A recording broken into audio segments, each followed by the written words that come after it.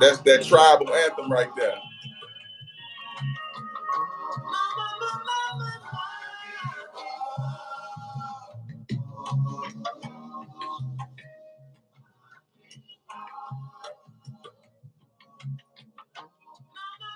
What's good, fam?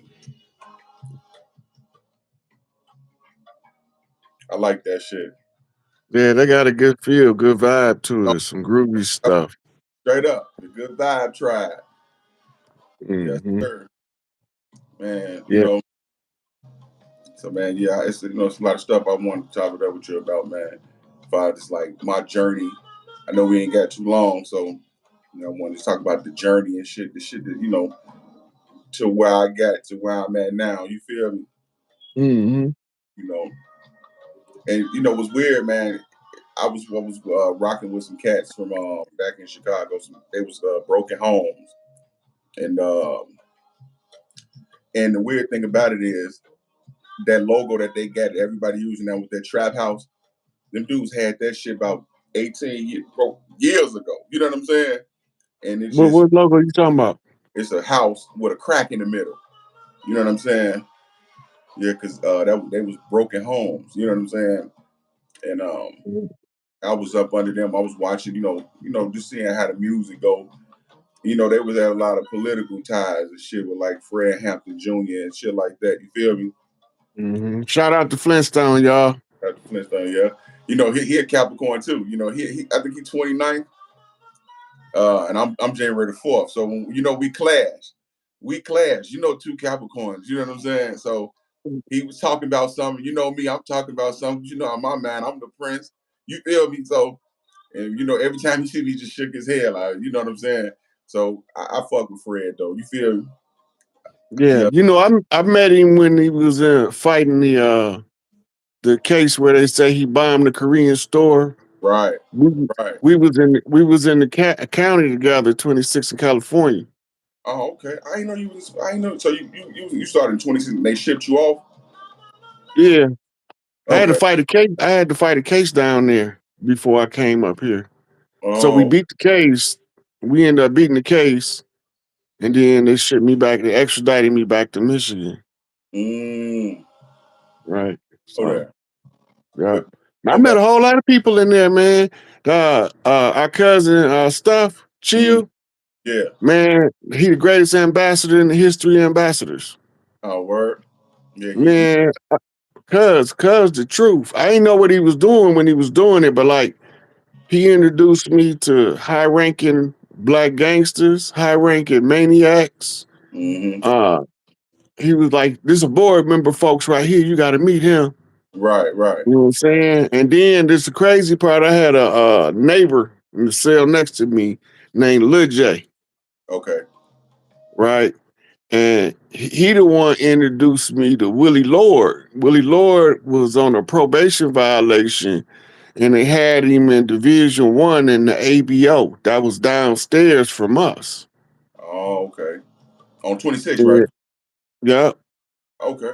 In Division 1. So we was down there. I was me and Lil J used to chop it up all the time. Right. And then he said, "Dog, next time my chief come up here, I want you to meet him, man. Real talk." And I'm folks. Right. You know what I'm saying? And he Almighty Vice Lord all day long. He 4-star elite. Right.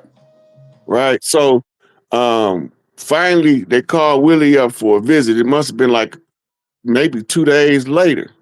Mm-hmm. So while Lil J right there talking to him before they go into the visitor's booth. And so he sent one of the little lords to come get me. Right.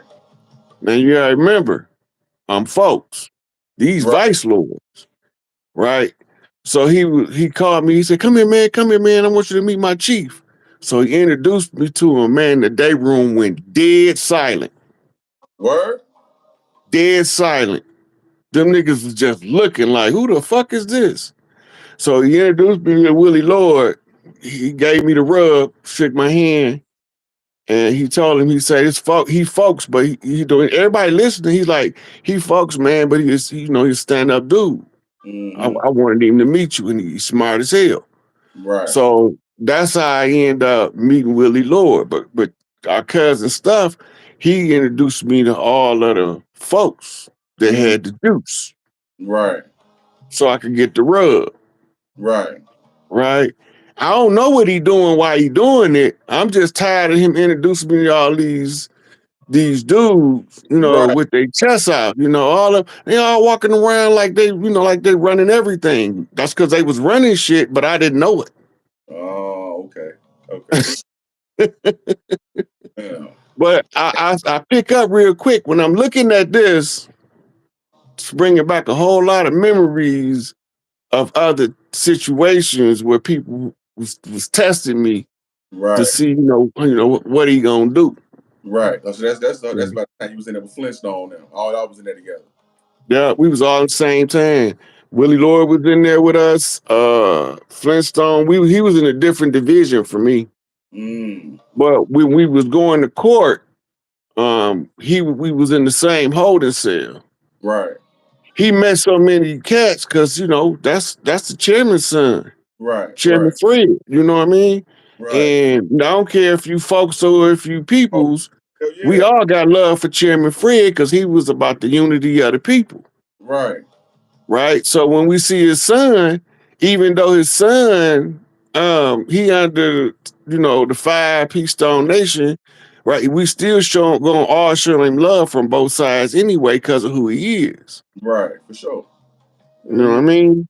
You know And that yeah, motherfucker, man. Them niggas had me under investigation, all type of shit fucking with them, man. Police following me. I thought that was for a minute. I'm like, is that the reason why I'm shadow banned on? I can't get on nothing, motherfucker. Every time I put something up, that shit get took down. I'm talking about because they was on some, that's who they is. That's what they do. You know what I'm saying? They for the people. And at that time, I'm so 1110. I got my own shit. We from the complex. You know what I'm saying? Like yeah. 1110. In my man, I'm like, uh, we I'm doing music. I'm coming down here for music, and the whole time they all type of shit on some tribe shit, pulling motherfuckers together, doing, you know what I'm saying? So these motherfuckers get me followed. You know what I'm saying? But see, that come with the territory of being from the land and having invaders trying to cut down the chiefs before they remember who they is. All my life, they was on me like a So, nigga. but some of us, they ain't allowed to touch. All they can do is just follow us around Mm, and put us into a condition of paranoia, right, but see, right? like You when they ever heard of targeted individuals? right, and I see being from Motown and being from that area is what that LTPFJ and they Moorish and niggas.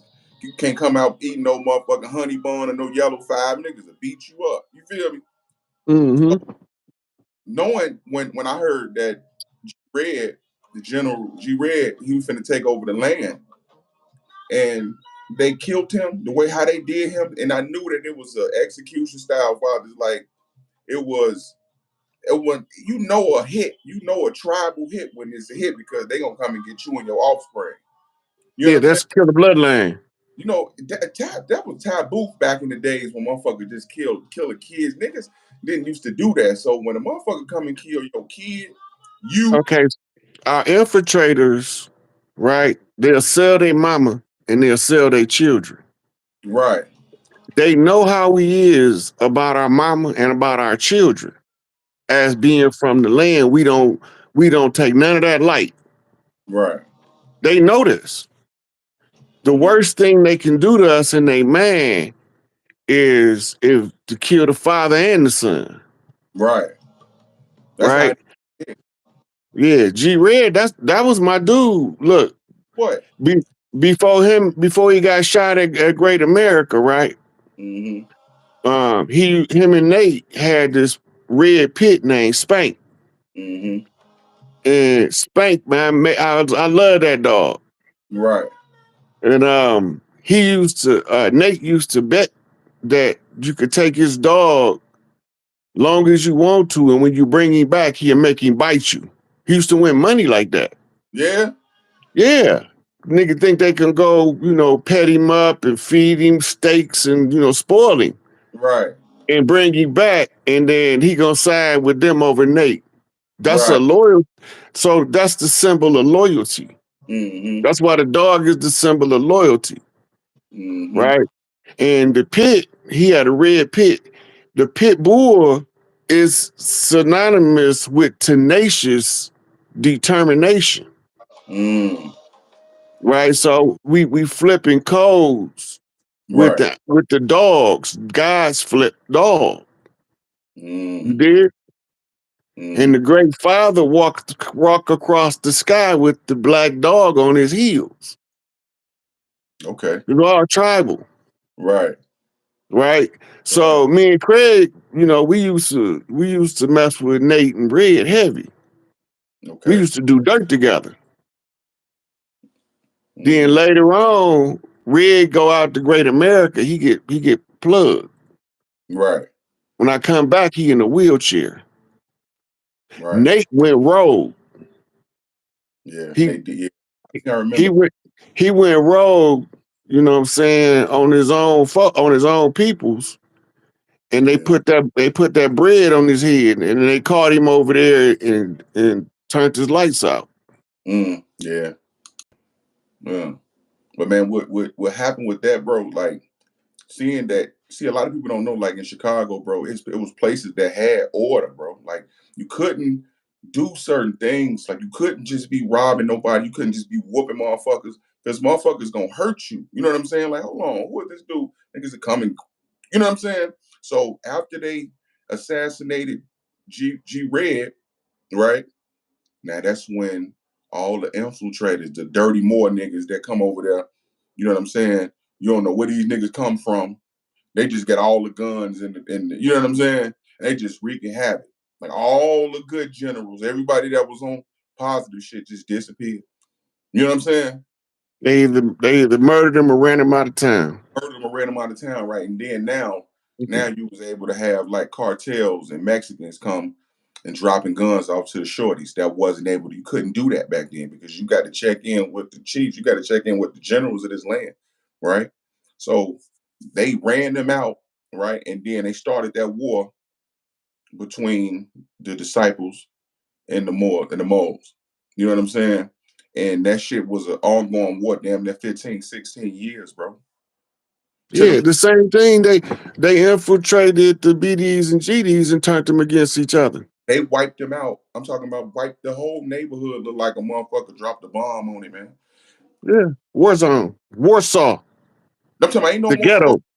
No more stores. All the Mace store, the racing, ain't no more stores. So now, right, this how dirty they is. Now, if a nigga in this neighborhood got to get something, he got to go all the way to their neighborhood to get something. So when people be talking about how Chicago is, like I'm really seeing it. Like I You seen watching the culture change. I seen these people pull up. I seen these people put these agents pull up with trucks full of designer clothes and Jordans and shit, and sit the truck on 62nd Street and let them kids ramshack it. I You seen know, I seen the record labels come and bypass all the niggas that was making party music, that Kanye with hip hop, all the creative people, and I seen them go and get the same shorty that they was giving guns to. I seen them get them record deals. The same shorties that they was funding with guns, because they ain't no more drug dealers like that. Ain't no more drugs like that unless you fucking with the Hispanics, bro. You feel me? And they ain't fucking with niggas. You look, feel me? the drug game dead anyway. So The they government, the government was the number one drug trafficker in the universe. no doubt. No, no doubt.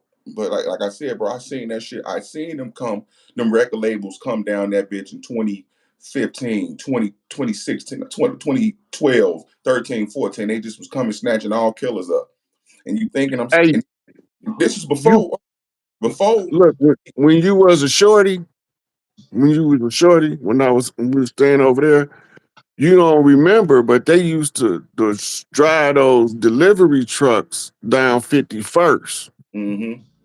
and they leave them unlocked Because when they pull up at 51st and Morgan at the light right there, right? Mm-hmm. Stone was running that shit. Mm-hmm.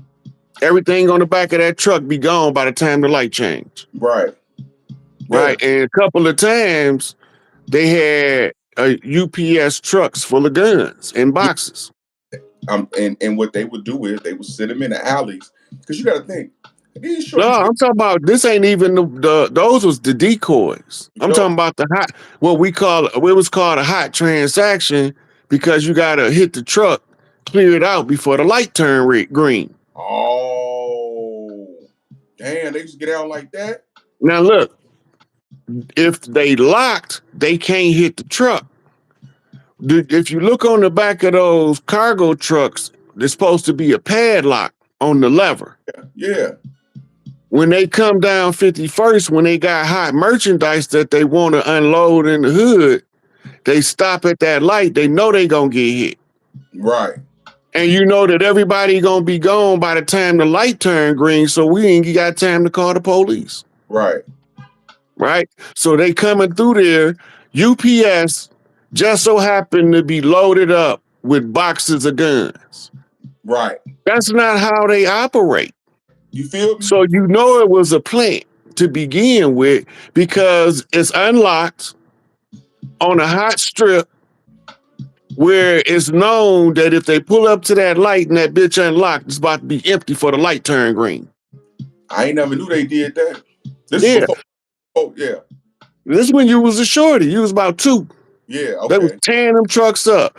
But before that, the train right there used to run by the police station on 51st. On Princeton, by him.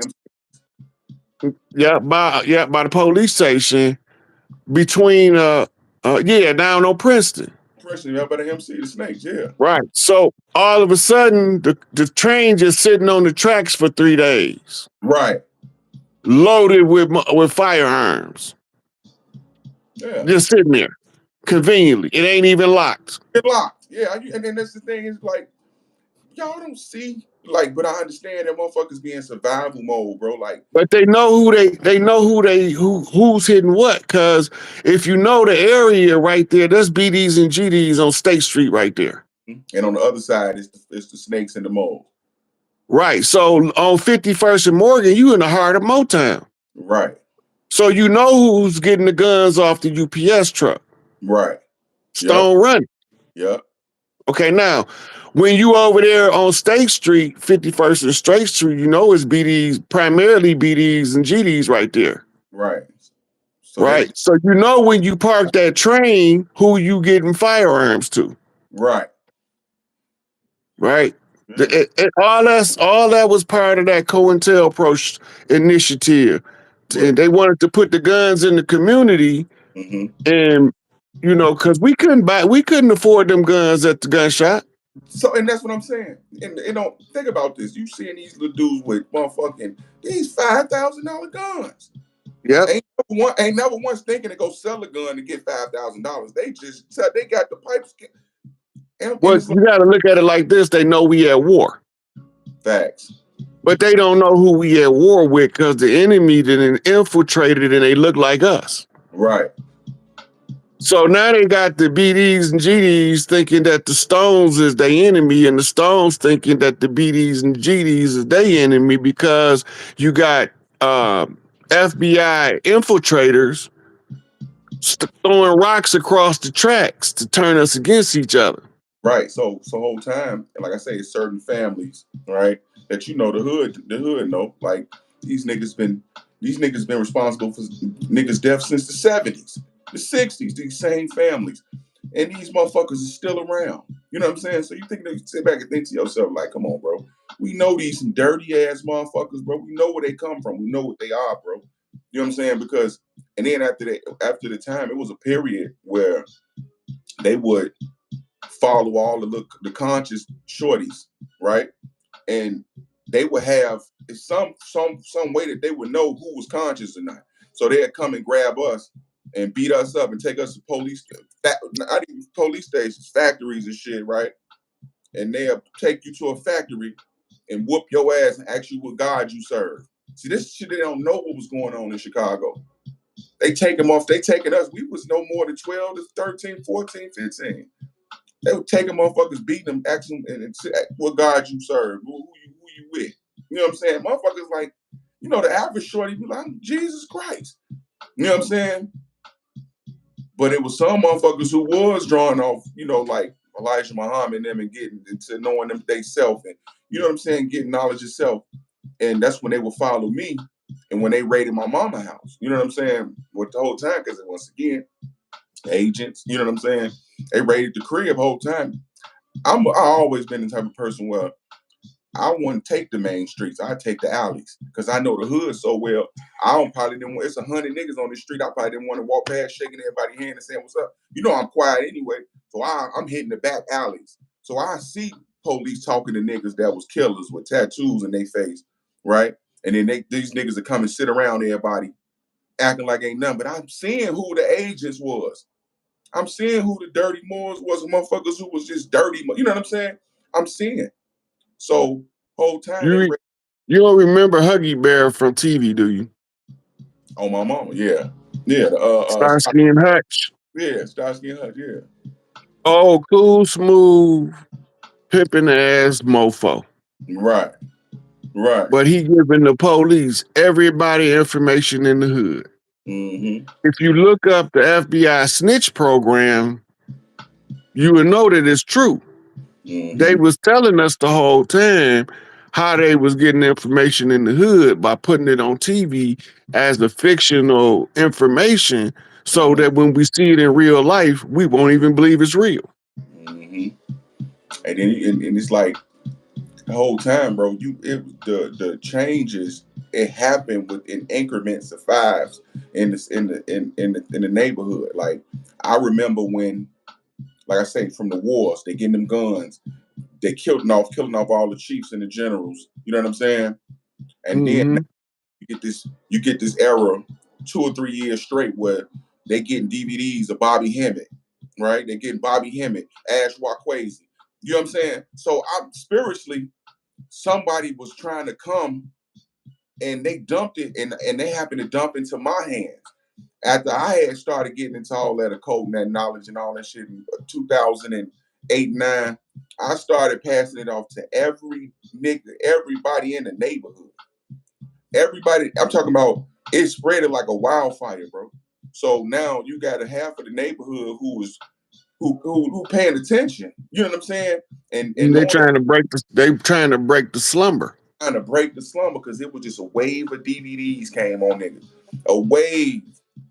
And that's weird. I'm like, man, who the fuck this nigga talking is Bobby Hemmett and Gilbert Blair, and you know what I'm saying, and Asir, the Duke of Tears, and people like that. I'm just sitting back and I'm looking at this shit, and it just like, and I always had, it's always some conscious motherfuckers in the neighborhood. You know what I'm saying? So motherfuckers was always passing around the Behold the Pale Horse and having discussions. It'd be groups of motherfuckers having discussions about the Bible and the Quran, and you know what I'm saying? These same motherfuckers you'll think is some dirty little bums, but these motherfuckers, they them people. You feel me? Yeah. So it's like when they flooded us with them conscious DVDs, like it spread the neighborhood to have. It was to the point where all the killers, by the time it got to the killers and the shorties that was on bullshit drilling, they like, man, we don't want them DVDs. We don't want that shit. Guess what? Because they so smart. Let me say how smart these niggas is. Because they knew that they were soldiers, right? And they said, out their own mouth, they said, hey, Pip, everything you saying is we love you, but we can't fuck with that shit because once we know about it, we know it's wrong. Once we know wrong, we know wrong. Them niggas them shorty said that to me out their own mouth. So how could you have that on your conscience, right, when you know that there's some niggas trying to kill you? They couldn't even get the information. The information was useless to them because you grew up a conscious and you can't even kill the niggas that just shot your mama. They knocking on niggas door to shoot niggas' grandma. I could still kill him. But see, everybody see you more, you know what I'm saying? Everybody ain't got that, you know what I'm saying? But look, the thing going on, you have our ancestors moving us to fight this war. Right. Our generals, Larry Hoover, Jeff Ford, locked up. Right.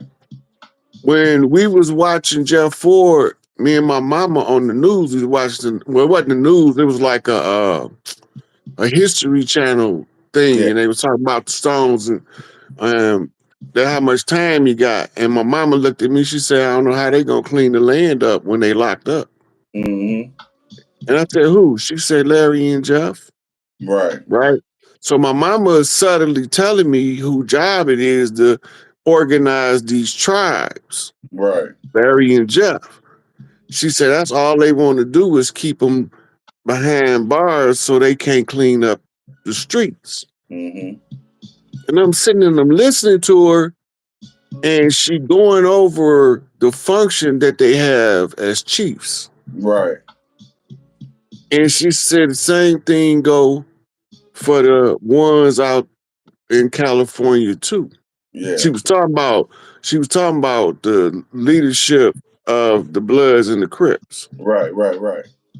Because once you take the OGs off the scene, the young bucks run wild because they don't have the guidance they need. The OG went through it first. Right.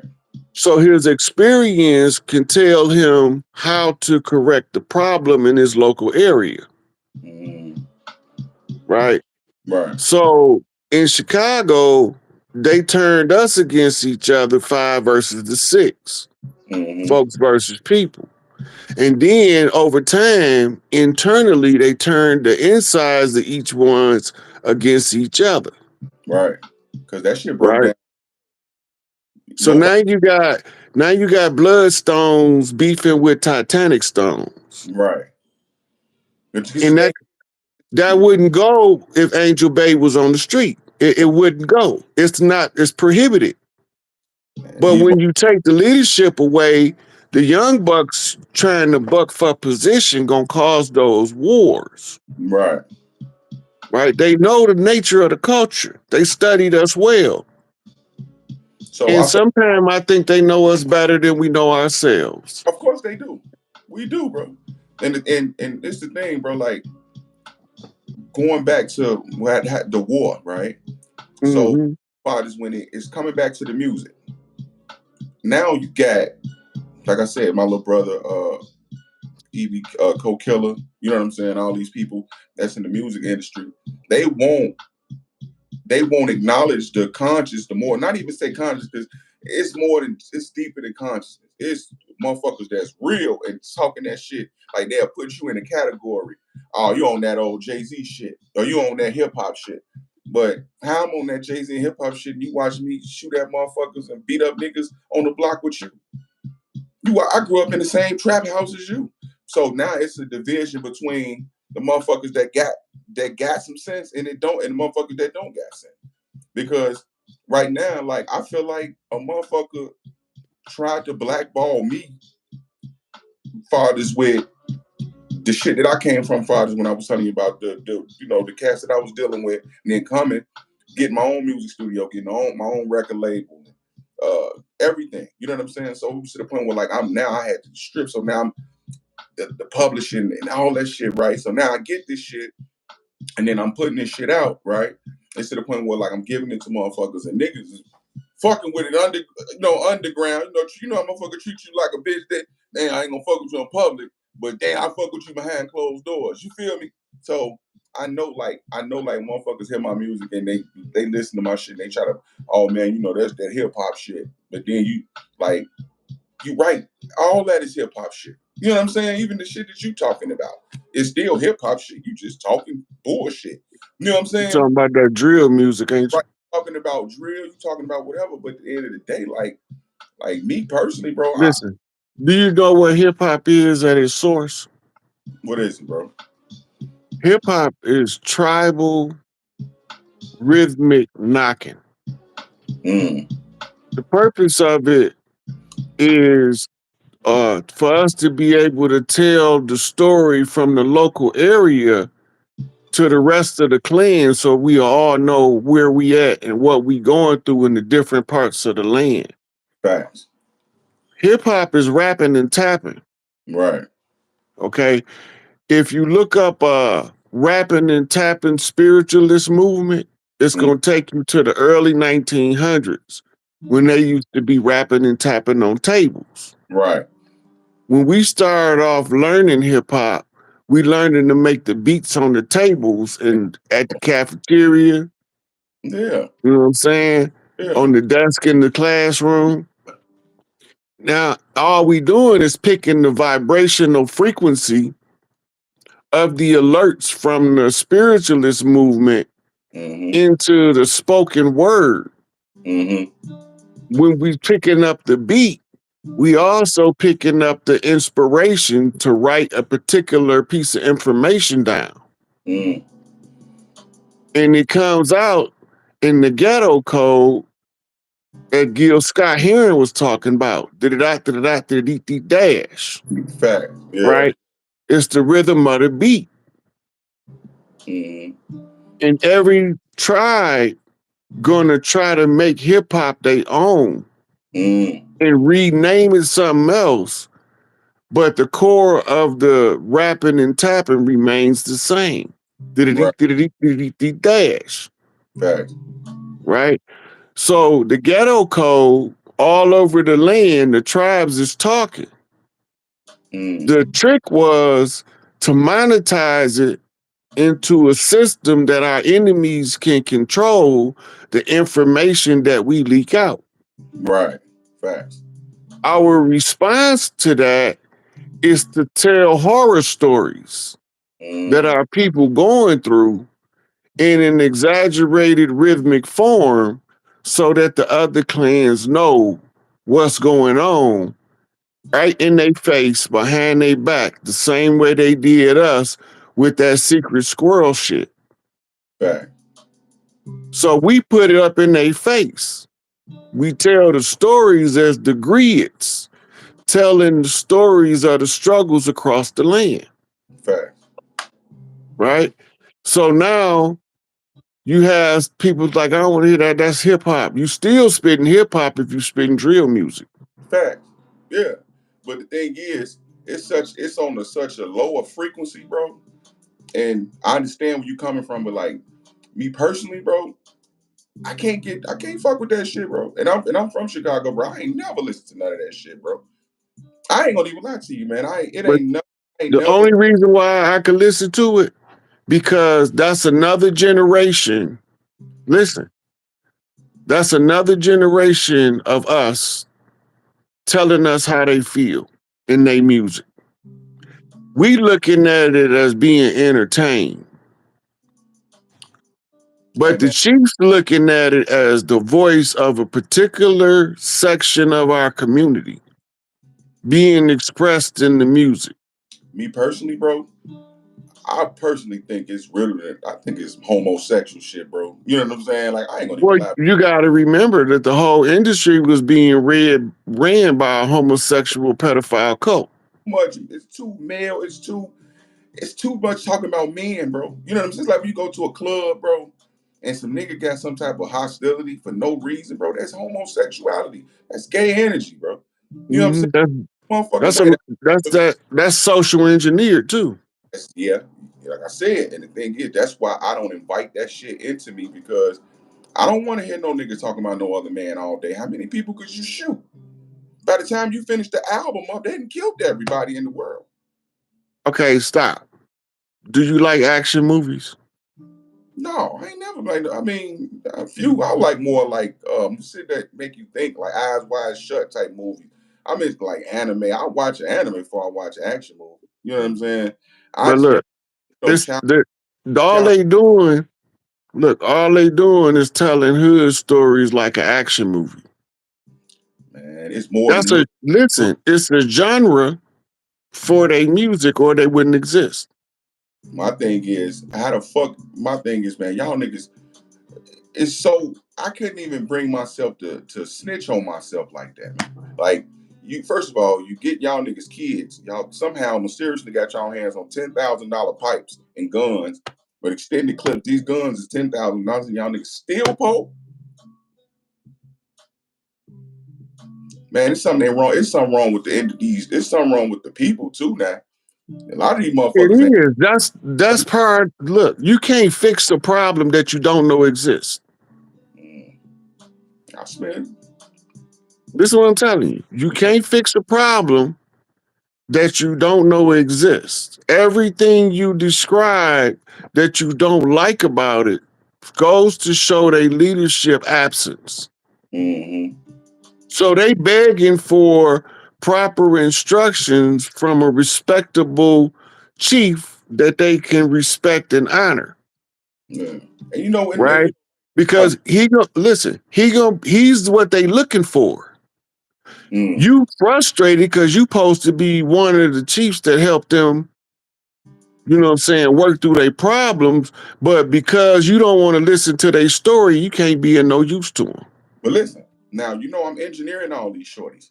These you do a studio session with them is 20 motherfuckers up in here with 20 guns and 2 blunts. You know what I'm saying? They smoke 2 big ass blunts this big and do one song. You know what I'm saying?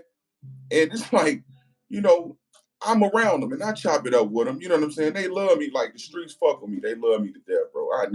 Anytime I see them in the streets, it's nothing but respect, bro. Nobody run up on me, nothing. Because like I say, I'm recording everybody. I'm recording the DDs, the Vice Lords, the Stones, the motherfucking anybody, the Hispanic gang bangers. You feel me? Niggas fuck with. Mm-hmm. You know what I'm saying? And I fuck with them.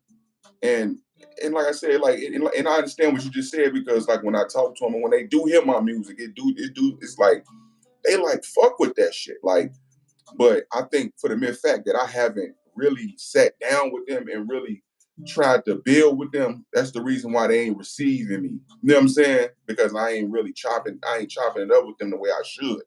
You know what I'm saying? I'm still coming from a high point of view when I should be able to break myself down in the macro. You know what I'm saying? Yeah, if you operating in your ego, you can't help them. I should be able to break myself down to they, in that realm of existence and still be able to expand to them. You feel me? But my selfishness, I'm like, man, fuck that shit. I'm the oldest of fucking 8, 10 now. I'm the oldest. So I'm like, man, I ain't got no motherfucking time to be teaching nobody else no more, man. You gonna get through this music, bitch. You feel me? But you got an obligation in the culture that says the one that know is obligated to lead. Facts. Each one teach one. We all gonna reach some. Facts. Yeah, facts. Right? So when you got the knowledge and you hoarding it, you can't even properly use it because it's not cycling. And I felt like when I gave all the DVDs out back in 2008 and 9, I felt like I did my due diligence. There was nothing for me to do with niggas no more. You know what I'm Yeah, saying? your due diligence don't stop there though. Stop You there. as long as your people in distress and you got leadership capabilities and you breathing, your job ain't done. Your job ain't done until we restore the tribes and put balance back across the land. Facts. This is you create your own obstacle to overcome. By overcoming the obstacle, it free you up to reach another level. Right. Right. So don't be so judgmental because you got to remember it was a time when our parents didn't even like the kind of music you do. Facts. Facts. Yeah. Right. But they learned to understand that it was the voice of a culture that they couldn't stop because we need to be able to make a collective voice across the land. Mm-hmm. And And we use the music to influence the pop culture. By influencing the pop culture, you can steer the engine from the caboose. Okay. I get it, bro. I get it. I always did, but this is more like I said, man. I'm like, you got to think. I got the oldest brother syndrome, bro. You got the old. Sometimes, bro, you get tired of teaching motherfuckers. You feel me? Because you getting in like, but That's because you're looking at it from the wrong perspective. online. You looking at it as the burden, but Mm-hmm. it's a gift. Right. It's this thing, and it's like I'm trying to tell them, you know what I'm saying, through the music. And since I'm not fucking with them, they ain't gonna fuck with me. Yeah, because the harder you fight against it, Right. you got to hold yourself back to fight against it. Yeah. You can't flow. On my mama. So you got to get to what they call a flow state. All that stuff that I got the big brother syndrome. That's all excuses to be weak somewhere. Mm. You Get gotta rid know. of the I excuse. don't want to fuck with motherfuckers, bitch. I'm saying, be tired of motherfuckers, man. Shit be like, Yeah. The I'm, reason why you tired because you judging. yeah. But see, I'm once again going back to who I am, bro. Like, it's a part of my. But see, to master oneself, that's what I'm focusing on. That's why I'm in the desert. You know what I'm saying? That's why I came over here to Nevada, and I'm literally in the desert, bro. Cause I feel like I had to do this pilgrimage to myself to come back harder, bro. You know what I'm saying? Like to figure out who I'm talking to. You know what I'm saying? To figure out who I'm talking to, and I'm like I really like, and I'm like you said, I'm a Capricorn, bro. I'm real stern on things, and sometimes I kind of like I fight too hard, but that's what I'm trying. That's why I'm in the wilderness right now. Like I sat out here for like 2 years straight, bro. Made number beats, number songs, just going crazy, getting the business right. So now it's the perfect time. It's coming up to the number that I had seen like in my dreams. I seen like what I had to do. That's what I want to do. Like I gotta, and now I feel like I'm able to present this project to the world. I'm able to present something to the world that I know that people gonna fuck with because the growth You and got to defy your own prejudices. yeah, yeah, It's part of being an artist, and part of being an artist is the self-discovery that comes with the growth in your field of music. and it's to the point where, like I said, I ain't even want to hear nobody else, bro. And being an artist, I can't be like that, bro. You know what I'm saying? Like, man, I gotta listen to people. You know what I'm saying? Like, that's the me putting the mirror to myself, bro. Like, because I don't want to hear that shit. Like, motherfuckers say, and I was noticing that about me lately. Like I said, I'm opening up. Like a lot of shit. Like you see, it's when you in the knowing, like, and you see shit, bro. Like you see the same shit on TV. You see what they pushing on you. You see what they pushing on you. You be like, man, I don't want to see none of this shit. You know what I'm saying? I don't want to hear. I don't want to receive none of that shit. You feel me? So I'm at the point right now, like I said, like I got people behind me. Like I got people behind me, like really rooting. So this is the time now where I'm about to drop some crazy shit. You know what I'm saying? Like me, you was talking about the tribal, the shit, like the put together the project. You know, and I'm so clear that like I'm listening to more shit now. You know what I'm saying? I can go back and I can dig in some crates and I can get my chop on the right way. You feel me? So, Mm-hmm. that this little time period that I went through, being because man, I was pissed off. I had to leave Chicago, bro. You feel me? Like I ain't want to leave Chicago because that Chicago wasn't bad to me. I ain't never had to, niggas know me. I ain't never had to. Listen, I'm riding through that bitch, riding good, Audi. Motherfucker ain't run up on me. You know what I'm saying? But I was pissed off because it was so much. It was just so devastating, man. You like, man, yeah, that, that's your home. That's your home. right. So I'm like, damn. But So sometimes, listen, when you from the land and Big Mama needs you to be in a particular position, right. circumstance is gonna develop, and the drawing land to the place you gonna supposed to be is gonna surface. Mm, And you're gonna have what's called an irresistible impulse to relocate to that location. fact. Yeah. And then you're gonna come up with every excuse why you have to leave to go there before you leave. Right. Right. Because you don't know how to explain to people the inspiration. And sometimes you don't understand that you had that inspiration from spirit. Mm-hmm. So you have to make excuses in the 3D to try to rationalize it to the common brain why you moving when you love your hometown so much. Right. And then So I you find, make up all these fantastic tales. I'm gonna yeah, go to Vegas and build my own casino. yeah. Like you could just move to Vegas and build a casino with You 30 with $3,500 in the bank and 1,500 in your pocket. feel me?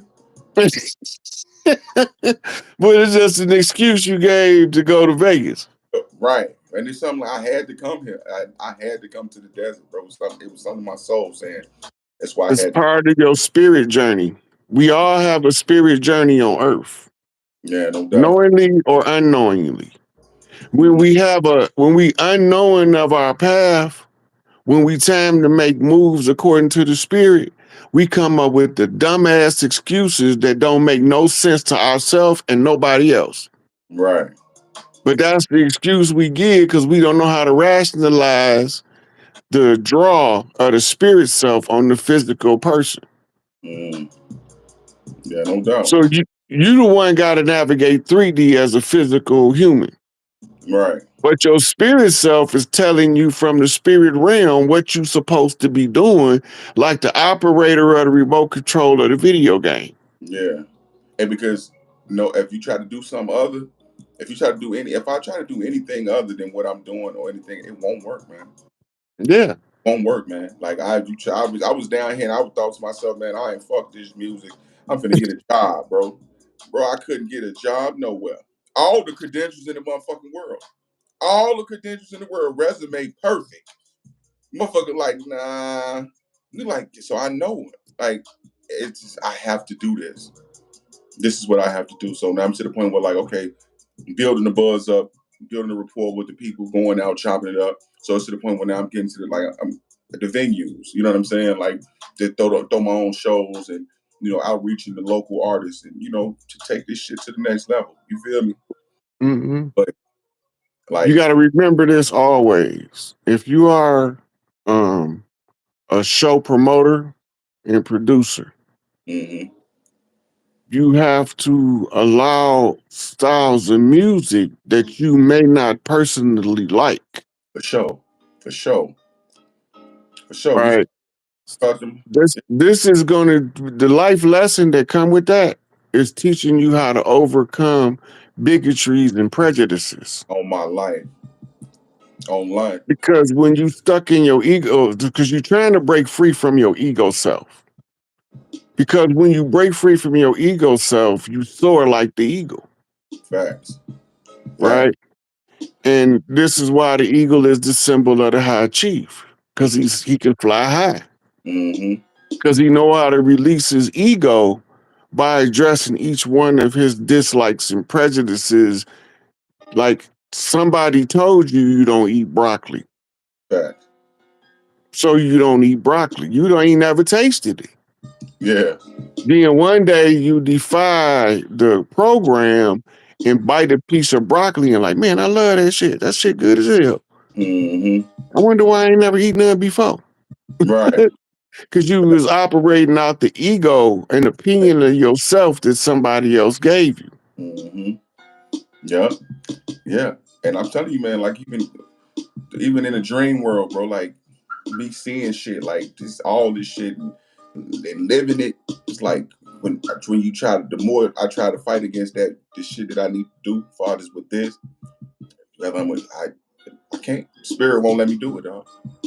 So this YouTube channel that you started, right? So when I talk, listen, I knew like, when Auntie Londa called one day, right? She on the phone. I answered the phone. It's DMX, right? Now she could have called anybody. You know what I'm saying? She called so DMX. She like, oh, she like my nephew. My nephew make music. So he was like, yeah, what's up? And I'm talking to DMX. Yeah, you know what I'm saying. You know how DMX is. You feel me? So I'm on the phone with him. She chopping up with him like damn about 3-4 minutes. Good luck with the music and you know what I'm saying, chopping up good people, G. And it's like all these steps and things that the people that I've talked to in the industry and the people that I've been around, you know what I'm saying? It's like I know it's in my soul to do this shit. You feel me? But the music is attached to the culture. Hey, that's exactly.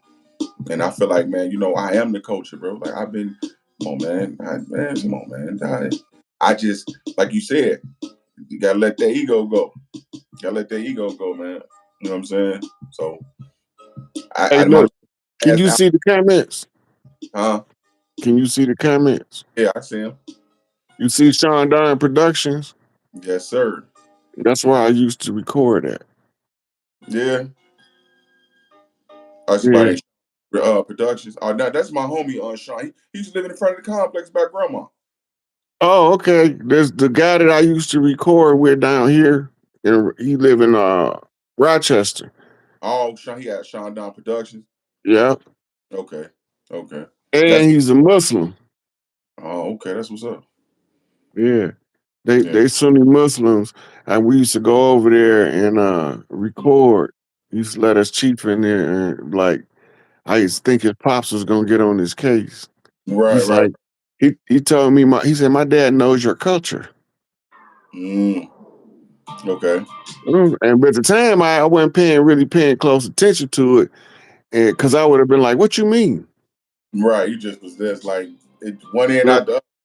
yeah, but he went to explaining it, and he was like, a lot of you guys don't know, but your culture, you smoking marijuana is a big part of your culture. Mm, He was telling me then that them Arabs know that we Native Americans. yeah, for sure. That's why a lot of motherfuckers don't like the Arabs, man. But man, them motherfuckers be in the neighborhoods, bro. They fuck with you, man. They give you a motherfucking a bundle of chicken on credit. You know what I'm saying? They Listen, fuck. man, it's all about exploitation, Mm-hmm. right? They taught to come over here and set their stores up in our community because we gonna make them rich. Yeah, for sure. Yeah. The same with the Koreans, the same with the Chinese, the same with the so-called Jews. But you got to remember, I'm from a neighborhood where only motherfucking wasn't no Arabs, and the only person that you can might see as an Arab. But father's black nail shops, my mom with the motherfucking shop. You know what I'm saying? The black owned corner store. Joe's Grill. Joe's. That was the only. It was Well, one you shop. remember the 51st and Mace though, the Stones killed them. Yeah, yeah. So it was always like I said, when people be talking about like I ain't never have a white teacher or nothing, or I always everything been black, bro. I ain't never been nowhere.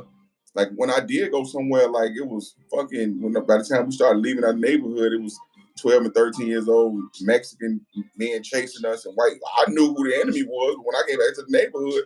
Hey, Everything. don't some Arabs own that grocery store right there on Racine, on 51st and Racine on the right?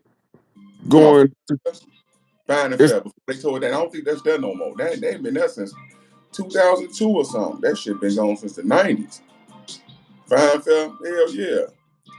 But as far as like everything else, like it was all black. You know what I'm saying? So yeah, because you had Harold's chickens that became Oliver's chicken right there. coach, and then y'all had the disco, the bars and all that shit. My auntie Yeah. Len had the lounge. You know what I'm saying? Emla's Lounge. Like we ain't had to go nowhere to talk to nobody from no other neighborhood because we Minja had still got the lounge too, don't she? yeah, she still got the lounge, yeah. And when I get up there, I'm gonna go check out the lounge. I want to throw a show. I want to do a show there. You know what I'm saying? She let me. I went, but before I moved, I shot a video up in there. So she let me shoot a music video in there and everything. You know what I'm saying? So Mm-hmm. I love Auntie Linda, man. Shout out to Auntie Linda, man. She a sweetheart. Yeah, man. Straight up. Her cozy. Yeah, yeah. All family. I love that, man. They Yeah. Yeah. always treated me good. You feel me? Do you ever see Sheikah and what's her brother name? I think he got killed. The brother got killed. Yeah, he was a youngster. He was hardcore stone, but me and him used to jam. He was just a shorty though. He died. So I was a shorty when he died.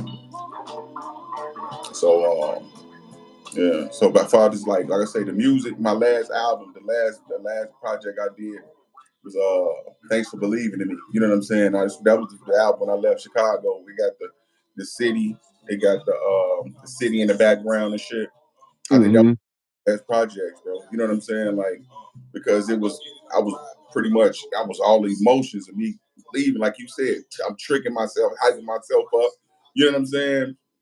And I was hyping myself up on the music it was just so much emotion in that album. That's why I'm like, man, I fuck with that album heavy, bro. You know what I'm saying? So while we on here, I want to give you a progressive blueprint and on your podcast from your YouTube channel to tie it into your music production. So, So while you doing you have like goals you want to meet along the way that's going to show you your progress.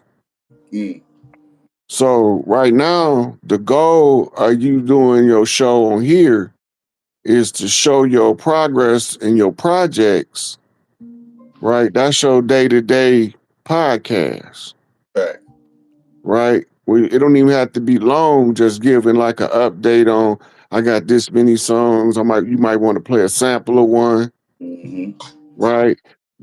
But you want the people to request Tech Nine to give you an interview, Facts. Yeah. right? So that's your goal. That's gonna tell you where your progress at. Hmm. When you got to find out how to reach out to Tech Nine, I fuck and with Tech. yeah, you want to give him an interview on your channel so that you can ask about his blueprint for remaining independent, because the culture need to know how he did it, Okay, for sure. right? So as you learning and growing your project, you reaching out to him, but at the same time, you requesting that the people that's watching your show also reach out to him to request it for the culture. Okay. So by the time you do get in contact with him, he already know you coming, because on his social media, he got requests to do the interview with FulyKuly for the culture. Straight up. Right. So then he gonna come check out your little shows to see the updates of what you're doing with your music. Right. Right. And then when you get there, you're gonna pick his brain on how he became independent. Yeah. That's what I need to do. Yeah. Yeah, because I fuck with Tech. So I do. I fuck with Tech now. He been around. Hey, look, he been I doing don't. it. I'm thinking in my mind, like, how the fuck is he doing this? Mm-hmm. You know what I'm saying? Because first I'm like, but that team, that team, that's what I'm building Yeah. now. Sean Down Productions. I got the Phoenix Foundation. I'm building the team. Some of the brothers from 1110. G Turbo. Everybody from 1110 that's still just into the music, and in other places that I'm connected with so many people now, like to bring this shit to the forefront. But like I'm gonna start getting more visual on here and really putting it out. And while we at it, I gotta let you hear a couple snippets of these songs I just did too. Fire Okay, though. so let's go over why we picked Tech Nine. Why you fuck with how you yeah? What made you go straight to Tech Nine though? So I've been watching the music industry because I wanted to be an artist at one point. Mm-hmm. And I wanted to study independent artists, Okay. right?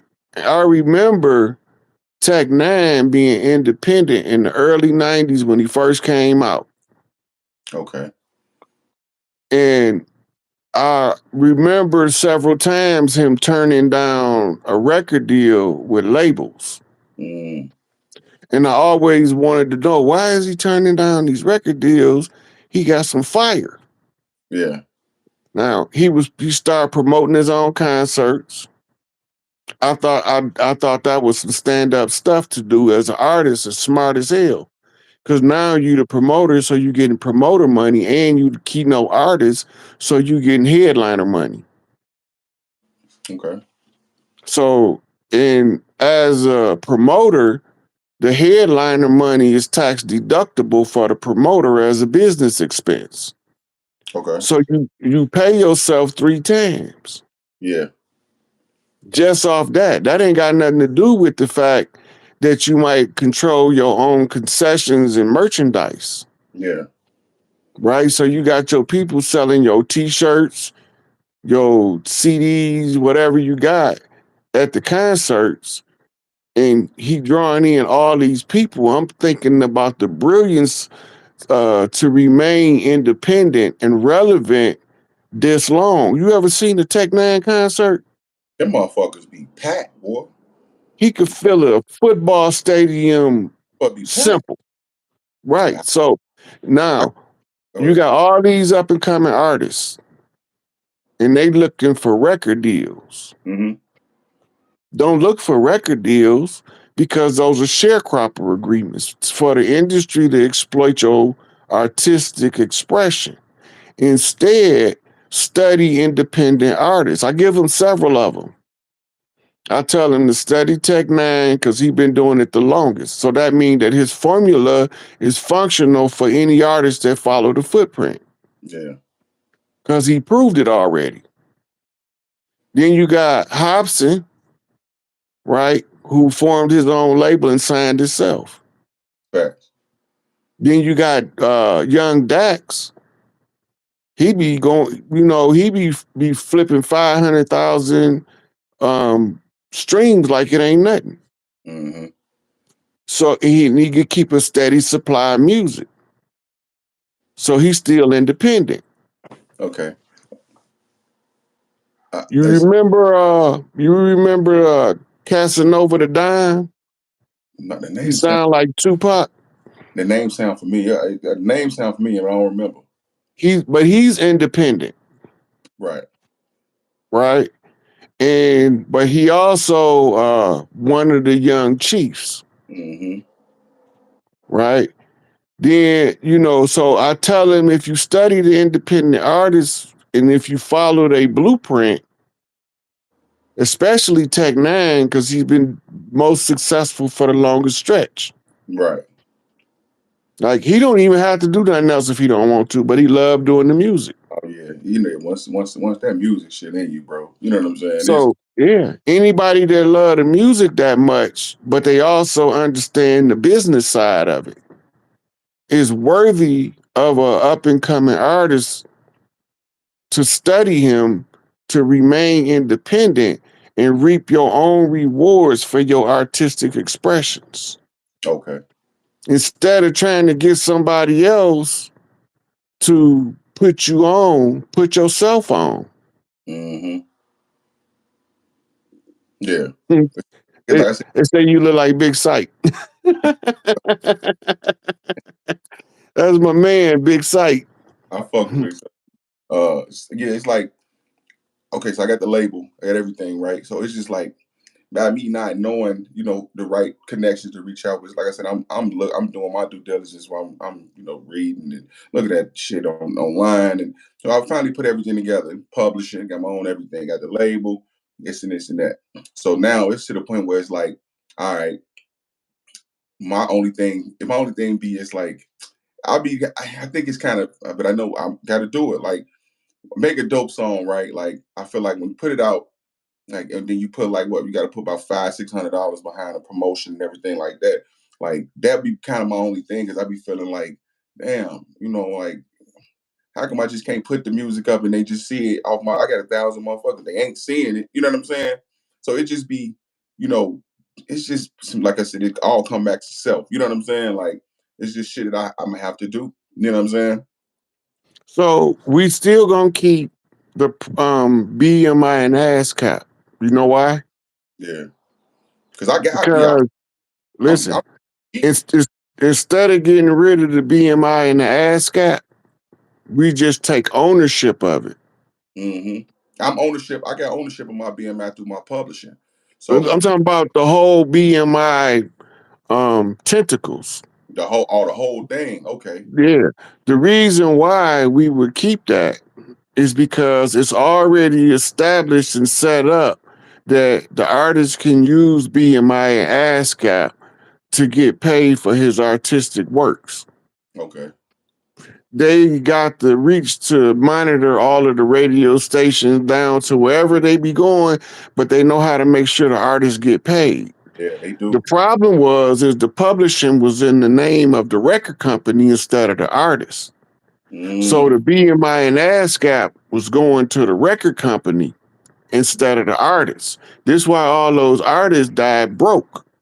Yeah. Okay. Because they wasn't getting the value of the output of music because that's why the record company give you $100 million deal, but it's all recoupable. Of course, What because that mean? ah, Yep. So when you say recoupable, what that mean? That mean that before they give you a dime, they got to get their $100 million back first. let me this what motherfuckers be. They don't tell motherfuckers. I be listening to a lot of artists talk, but I never heard nobody say this. So BMI got it where when you register your works with BMI, you get $5 and $6, $7 every time you register your shit to get played, it's gonna catch it, right? But now let's talk about you doing shows and you performing, your sets or whatever.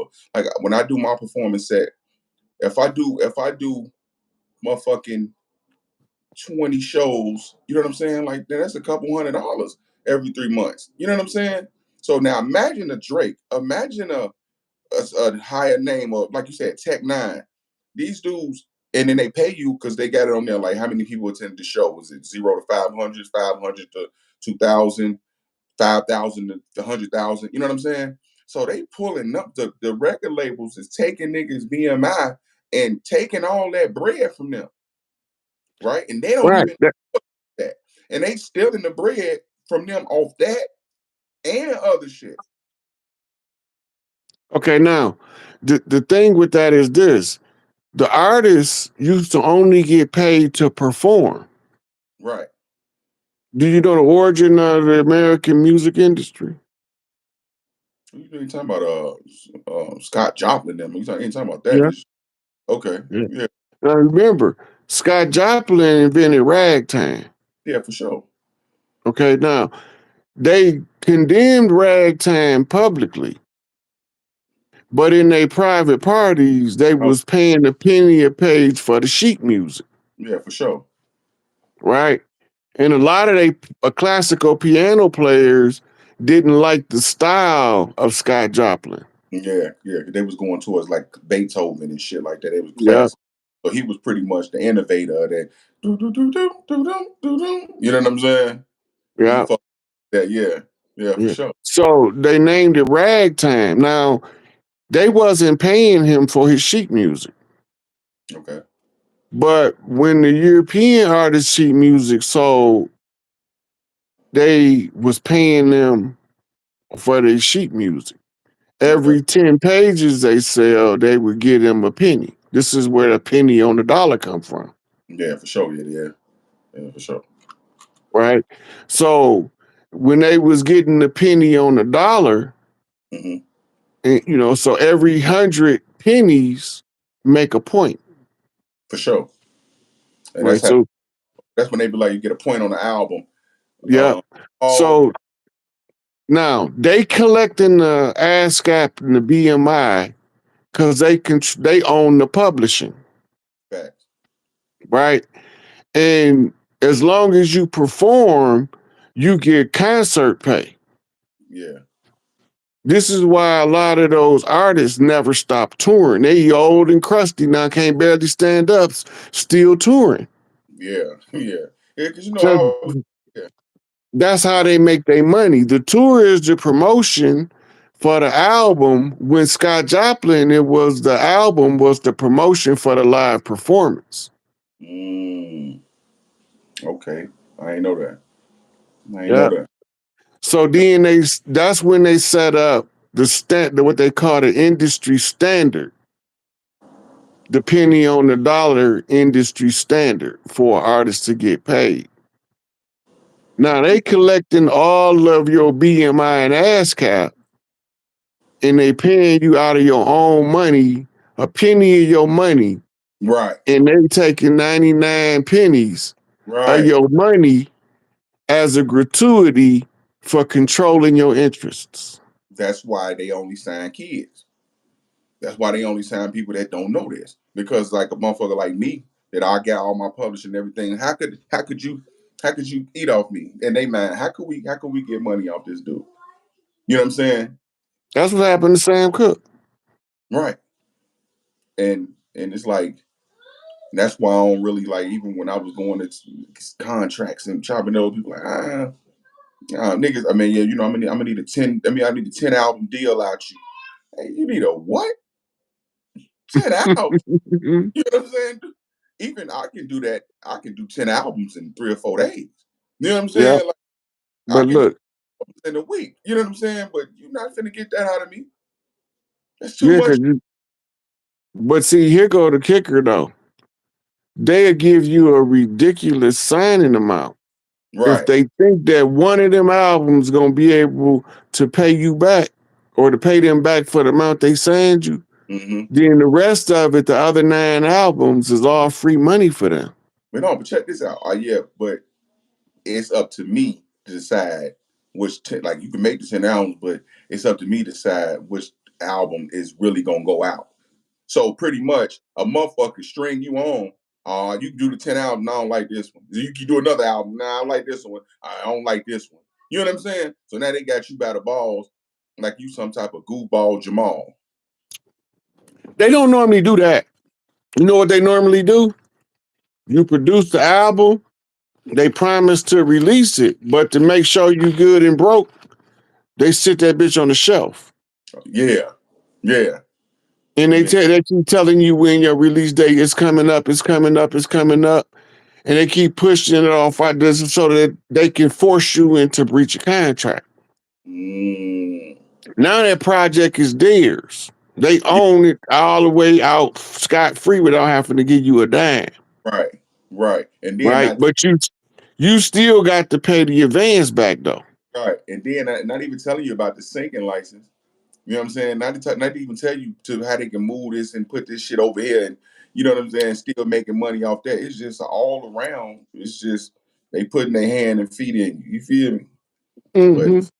so I said that's why that's been my thing. Like I ain't really I understand whoever because some people love to be catered to, and I feel like the label catered to them. They give you a deal, and they ain't got to do nothing but rap, and they can get all the gold and what I'm saying, all the clothes, and I ain't on that though. You know what I'm saying? Like I just want Hey, my own. look, Feel me? if you look back on the history of music, for a brand new artist, what is the best song to open the doors for the rest of your music? What type of song? A party song, A dance tune. a dance tune, bro. And A, if you can make up a dance and sing about it both, where you like the same thing Soldier Boy did. not duality. We dealing in duality society. So I'd say how Pac did and how Biggie did. Party song, then a real ass song. You know what I'm saying? Some heartfelt and some party and heartfelt. That's how you come through the gate. You come through So with Dear Mama. You know what I'm saying? And all around the world, the same song. You know what I'm saying? Biggie Smalls. I love it when you call me Big. And sky is the limit, and you know that you keep on. You feel me? don't forget, don't forget he came in with party and bullshit. Party and bullshit. You feel me? So, So so when we look at the history of the industry, the song that opened the door for the most artists in the history of the music industry has always been a dance song to mhm. make an up and coming artist blow up. But you have some exceptions too. But you know what? That was back in there because I'm thinking about MF Doom. That's one of my I'm favorite talking artists. about the biggest artists. Okay, Okay. when you look at, I'm talking about whether it's rock and roll, whether it's R&B, whether it's soul music, whether it's pop music, Mm-hmm. whether it's hip hop, the song that's a breaker, an Mm-hmm. icebreaker to introduce you to the public, has always been a dance tune with a It has. new dance attached to it. It has. I ain't even like even Doom. MF Doom. Peach Fuzz. Peach Fuzz. Doom, doom, doom, doom, doom. You know what I'm saying? So I can't even. Mhm. You got to come through that bitch dancing. You got to come through that. Now, if you are, but you remember the Right. quality of the music that follows. If it's bull smack, if it's garbage, you're gonna immediately fall off on your next song. Mm, okay. So if you come in with a dance tune, whatever follow it has to be a great product. And you gotta be because now you got the attention. Now you gotta. You know what I'm saying? Mm-hmm. That's If you come out with a good product, you end up with the potential to reach the status of a Chris Brown. yeah. With Chris Brown right now is the Michael Jackson of the era, No, I give it to him. I give it to you him. know. I fuck And, with. and so when he be demand to own his masters, he taking control of his publishing, BMI, ASCAP, and all that. Yeah. Now all the record company becomes is an artist promoter. Then they gotta, if they want any money, they have to promote you. And Right. then this is how they're supposed to operate it in the beginning. Okay. The artist did never know that he was supposed to demand his masters because he didn't even know what the masters was. He Yeah. just knew he was a good singing and dancing artist, and he can make a lot of money doing it. He didn't know the business side of it. Right. Now you have artists like Michael Jackson with Sony buying 52% of their publishing using contractual agreements to incrementally demand portions of the industry or the business until he reached controlling interest. Yeah. Them Then he contracts. cashed all of them in. Yeah. Them Yeah, that's how he did. Because after Thriller, they gave him a contract for the next album, but they gave him a percentage of Sony to sign with him.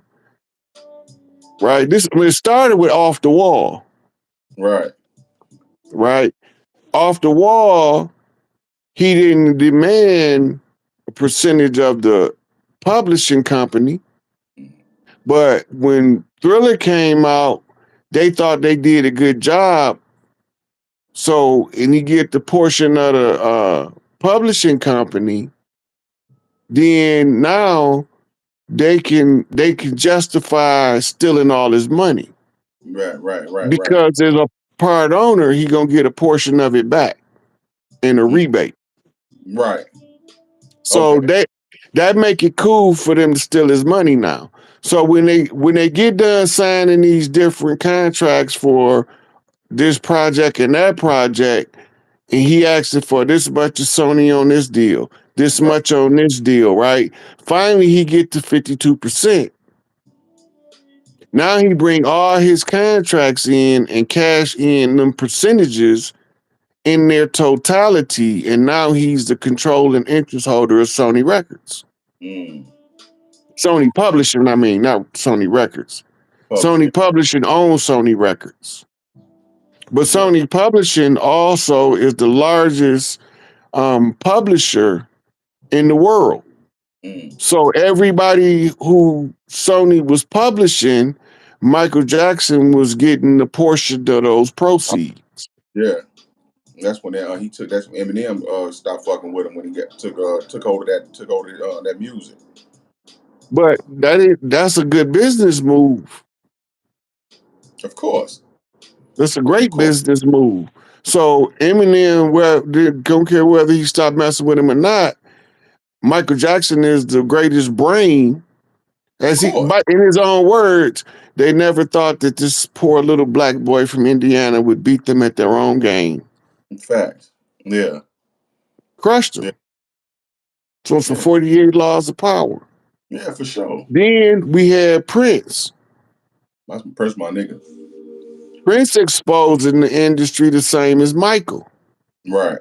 See, we didn't hear Rick James, James Brown, Marvin Gaye when they was telling us how the industry was stealing their money. Mm.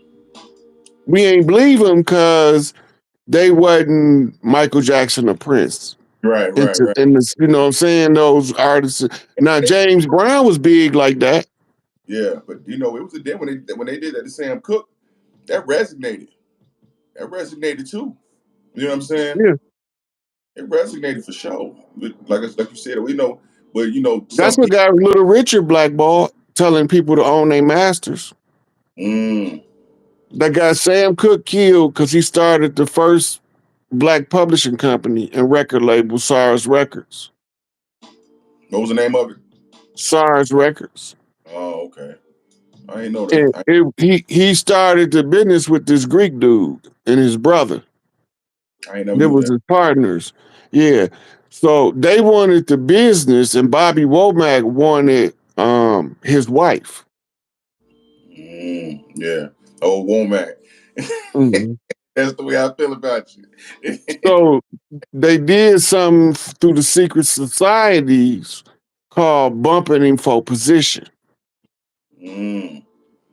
which means murder you and take your place.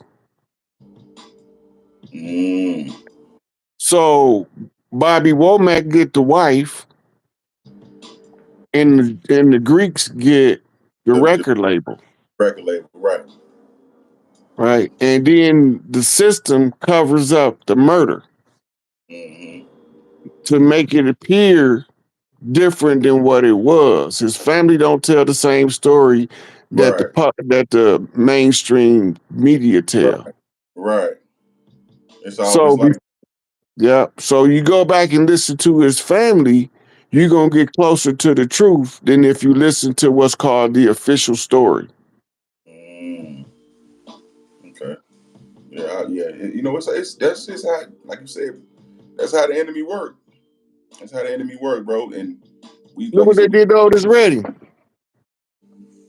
They tied him up. Look, they buckled him up in his seat on the plane and jumped out the plane. they did that man like that They let his plane crash with him buckled in, sedated. and jumped out the plane, man. Yeah, if you pull a picture of him up, they got him sitting there where they done took him out the plane with the whole seat. God damn. Man, they did that boy like that. I wish I could go pull it up for you. That's dirty business right Look, there. Otis Redding got so much good music that we don't even hear. Otis Redding was so cold. And his voice was so cold. I heard your feeling. That boy was cold. I listen to everything, bro. Like I say, I'm in here. I sample so I go from ragtime. I'm in the 20s. Look, they gave Jackie Wilson a hot shot. What's a hot shot, man? It's either in this case it wasn't battery acid. It was some stuff called DMSO. Damn. And the DMSO is what they use for rapid absorption into the muscle of horses for their pain medication.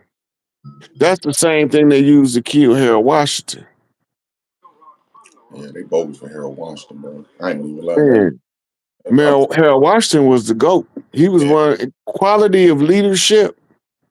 In the last 100 years, he may have been one of the best pure leaders to emerge from the community. Man, I fuck with Harold Washington, bro. You know what I'm saying? He changed Chicago for forever. I ain't gonna even lie to you, bro. You know what I'm saying? That's a touchy subject right there, man. You know, but you know, we that's why I said I'm so my nerves so bad when it comes to dealing with so many people with music because we know we seen what they'll do to you over this little channel, bro. They'll kill you over these little honey buns. You feel me? And knock you out the game, bro. So I'm like, I'd rather.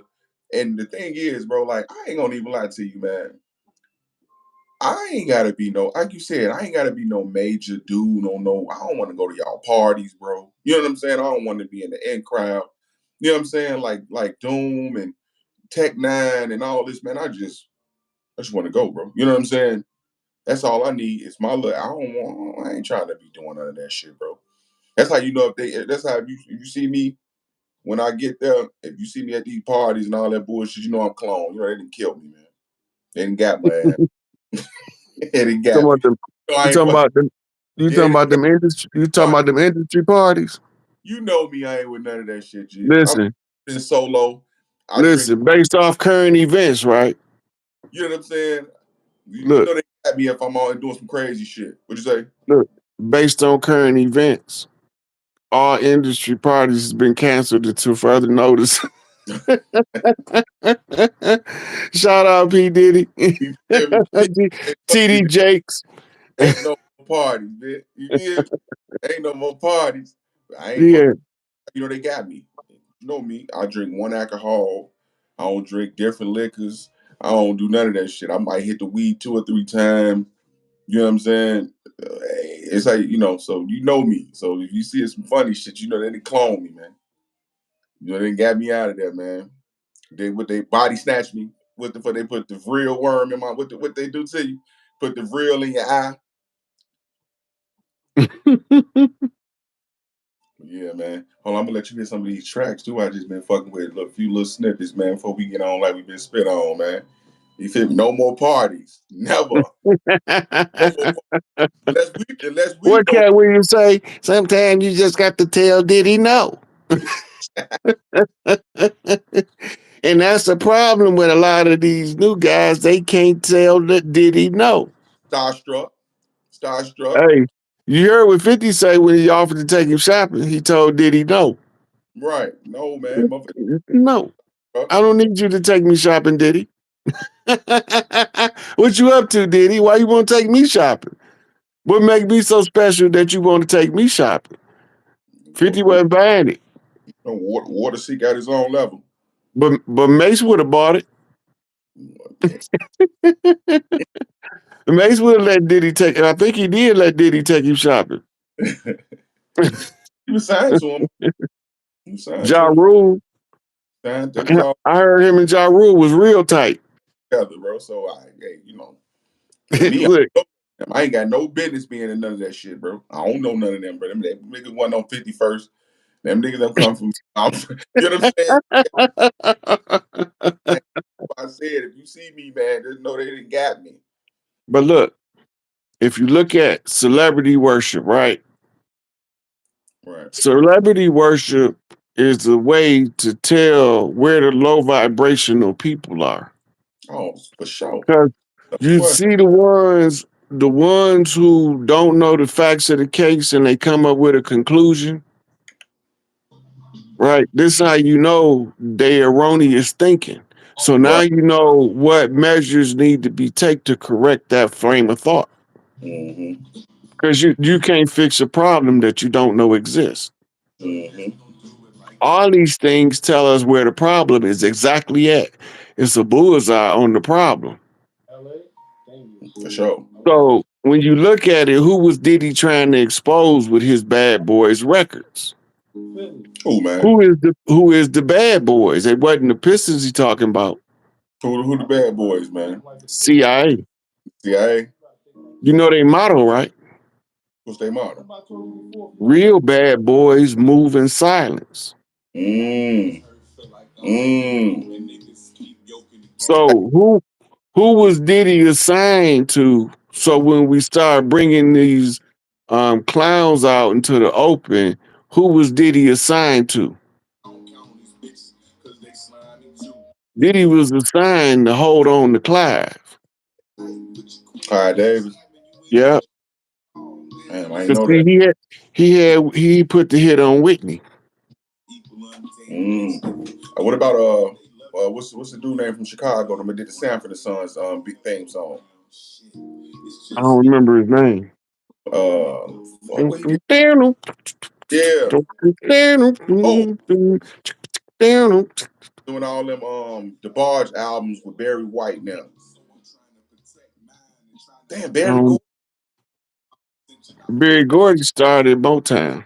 Not Barry Gordy. What's his name, man? Tupac was messing with his daughter, right? Oh, you talking about Quincy Jones? Quincy Jones. That's what it is, right? Quincy Jones. I don't remember. I don't remember who did the theme song for the Sanford and Son. But that's what he went to California to do, movie scores. Oh, okay. That's what he got on doing. Then he was able to make the music he want to make Okay. and Okay. put him in a good position in the music industry. Yeah, 'cause he was in But, them schools. He was cold. right. He was one of the few who knew how to control his own musical payouts. Mm, okay. But yeah, no man. Like I said, I got such a bad taste in my mouth, man. And once again, all this music slander came in the late 2000s when them DVDs came out, or them Illuminati DVDs. If it wasn't for them DVDs coming out saying these parties was going on, and these niggas Illuminati's and all this shit. None of this shit. I don't know whoever was putting that shit out. I don't know who was doing it, but that's what it started. The start of this shit all come from like 2000 or something with them DVDs, man. Them Which celebrities. ones? It was a flood of DVDs that hit the streets in 2000, and I Do you want to know the name of them? it was I don't know the name. It was this Illuminati. They had the one on Michael Jordan. Uh, every artist you can possibly think about was on these DVDs, bro. Like they all came out. That's how the streets was knowing. Like, man, you on that Illuminati shit. That shit started coming in like 2000 something, bro. The reason I asked because you had different people behind the different projects. If you knew the name of it, I probably could have told you who was It was behind. the Vigilant Christian. He always be like, Yahweh gonna light their ass up. Dude, he always him. You know what I'm saying? He was putting these out. You know what I'm saying? I don't know who he was, a Vigilant Christian. And there was some more that they probably some of them DVDs they wouldn't even talk on. They just show you. You know what I'm saying? So, like I said, that shit when they came out about them rappers, bro, that shit started coming out in 2009, 2008, 9, 10, when the streets was getting flooded with them DVDs, bro. You know what I'm saying? So now everything that you see about a rapper is gay. You know what I'm saying? Or this nigga homosexual, or he throwing parties, or the nigga clone, or he killed something, he sacrificed a motherfucker. That shit come from them DVDs, bro. Yeah, so a lot of that was exposed during the reign of Tupac. No, this was If you go back to his first introduction of Thug Life to the public on Yo MTV Raps, he said you gonna see the evolution of a band over the course of the next few years. As I go through my struggles, the people gonna be able to see me going through my struggles and go through them with me. mm-hmm. Right. Then later on, he said, y'all done seen me go through these struggles. Y'all done seen me go through the pain, the police beating me. Right. So that tell you that he walked the path that he had controllable influence over. Right. So when it come time to exit Tupac, enter Machiavelli. Mm. If you don't know the story of Machiavelli, it'll go over your head. This take us back to Illuminati conspiracy theories. Right. The Prince, right? He wrote The Prince, Machiavelli the Prince. But what Right. is it based on? It's based on deception. Right, for sure. Right? So this is the difference between Machiavellianism and Stoicism. Stoicism is based on a man being a straight up man in your face. Facts. Machiavellianism is hiding behind the scenes in order to control what's being seen in the public. Mm. So when you know that one is based on deception and one is based on a straight up face to face, now you have two poles to work your information through in order to determine which path to use. Mm. Okay. So in the art of war, it say the greatest deception is the deception that the general can use to deceive even those closest to him. Mm. Because if your deception can be seen through by those close to you, then those far away will easily see your deception openly. Oh, that's dope. It's Okay. art of war strategy. This same thing applies to business. Because in the business world, they teach Machiavellianism in all of the business universities where they teach business on a high degree. Mm. Why do they teach Machiavellianism? Because all of the businesses is predicated up on the fraud. Of course. So if you don't use deception, you can't functionally use the fraud to your advantage. Mm. But soon as you master the deception, you become Steve Jobs. Right. You become Bill Right. Gates. You become Elon Musk. Not because you better than nobody. It's just that you had the keys that nobody else didn't have, and you was able to operate without nobody knowing what you was doing. Facts. Right? The average person don't know that Elon Musk was born rich. His father controlled the South African emerald mine, Mm. the green stone. Right? Those who control the emerald knows the secret to the Emerald City.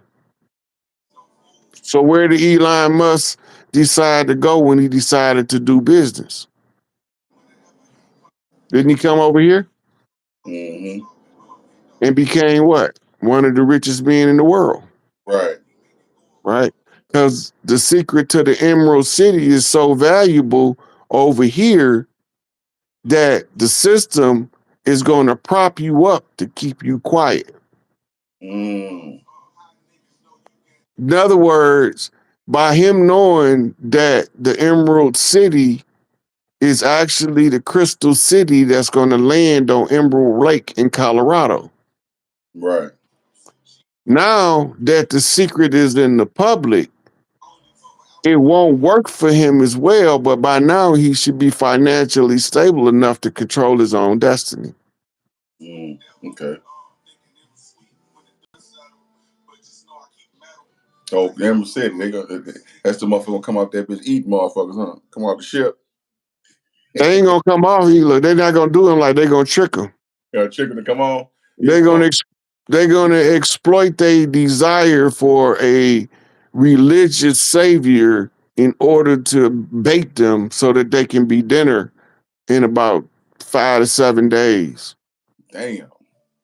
And I see. Yeah, that's crazy because there's a lot of motherfuckers that's waiting on the mothership.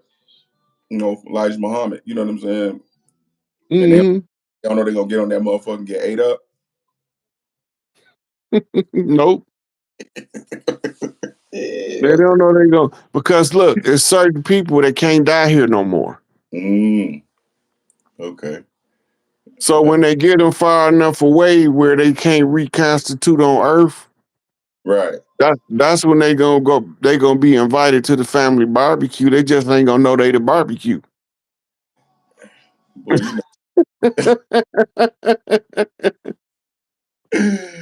man, motherfucker. You know how many motherfuckers waiting on somebody to pop up out the sky?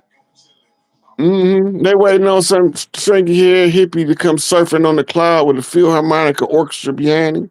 Bro, they looking for somebody out that sky so bad. They talking about on the 8th of August. I mean April, the motherfucker, the grid gonna go down. They talking about the motherfucker gonna come out the sky. Well, that's because we not only having the eclipse, but we also going through a photon belt. Mm. The photon belt has the capacity of absorbing the ultraviolet rays of the sun, and we might not be able to receive the light once this takes place. Okay. It take us 3 days to get through the photon belt. Okay. So it's gonna be dark for 3 days, 4 days. It's a potential. It's a potential. Yeah. Let me tell you something, man. I've been waiting a motherfucking savior for motherfucking since I've been born. Everybody motherfuckers hollering about a motherfucker to come save them. It's fucked up when somebody wants somebody to come and save them. They don't even care who it is. Whoever come out Why do they teach that? whoever come out the sky and save people, that's what they're looking for. That's how you know it's fucked up. Well, why do they teach that? Shit, so they want some motherfucker won't get up and say the word themselves, but say themselves. Yeah, exactly. You know what I'm saying? Look, it's teaching the person to stay in the position as a victim. Facts. Perpetual victim. You can't never raise up when you see yourself as a victim. Mm. You're going to develop what's called learned helplessness in psychology, Yeah. where the suffering is endured. You just go along and get along and suck it up. Mm. Yeah, that's Right what now, the reason we at the bottom, we the only one strong enough and determined enough to take the suffering for the proper duration of time. But once we didn't had enough, and ain't nothing can stop us from rising up. Yeah, We passed we at the part where we already had enough. Somebody came along, said something about it in the public domain to enter it into the archivable record of the tribes, so that the tribes can go back and see that somebody was fed up enough to exercise the blood and the right to restore Big Mama back to her proper seat on the land as the great matriarch and the return of the tribes back to prominence. Now, a lot of the tribes that's unaware of the work that preceded the one who's making the call going to become hostile in the beginning, because they going to feel like something that belongs to them is being taken, never knowing that what they think is being taken is actually being restored, unless you are a fraud and an imposter on the land, in which case you're going to be dealt with by the clans as a fraud and an imposter on the land. And by now we know who's who and where they at and what they up to. Okay. And there's going to come a time where we going to have to do some roll up our sleeves dirty work. Yeah, motherfucker got to do something. The motherfuckers getting tired of this, man. The same way barbecue doing in Haiti. Yeah, barbecue on bullshit. He over that bitch. He up in that He bitch. ain't no bullshit. Not like that, but I'm saying, you said motherfucker on bullshit. He own it. Yeah. That's the last hurrah for the closing conjure of the Haitian Revolution.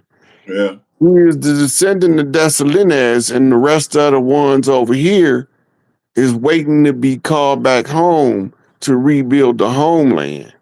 And then they're going to have a large ceremony in Port-au-Prince or in one of the other villages on the return of the descendants of Toussaint L'Ouverture, which is Divine Insight, Rashad Jamal. Okay. The Bookman, Duddy Bookman, we know him as Orisha Stone out of Florida, Florida the finish line, and the three priestesses. Right. Which has also been identified. One of them, my chief of staff, Rising Phoenix. Her sister Lulu and her sister Christina. Those was the ones the women that aided Bookman and Toussaint at the opening of the conjure. That's their descendants come back to close it. Okay. Right? So they already did the close the conjure work. Now we got the story from a sister named Bayeno Bello, who is a professor and a master of the Haitian history. And she said it's not Haiti, it's Haiti. And then sister out of New Orleans, Louisa Taish, reminded us that there was a residual war energy hovering over Haiti. And somebody needed to close that conjure out in order to put the warring spirits to rest. Okay.